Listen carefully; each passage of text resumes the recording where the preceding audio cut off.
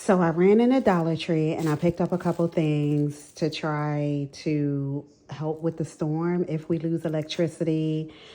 Things for Hershey, right? I was even thinking about putting one of the tarps over my car so that, hubby could just kind of pull the tarp and the snow, it's clean.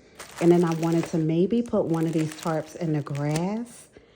That way, all we have to do is kind of lift it, and then Hershey will have a big old space to go. You know what I mean? So I don't know.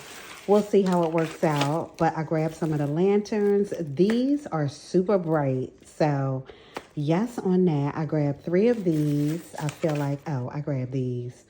But these aren't for the storm. They're for me.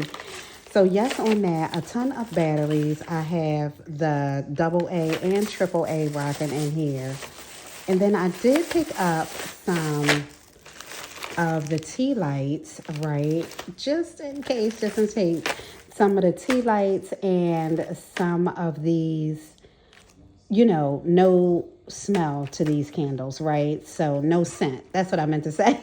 No scent, 4-hour emergency candles. So basically it's 24 hours in this pack of candles right here. So I grabbed 2 of those. So yeah, just a couple things for the storm.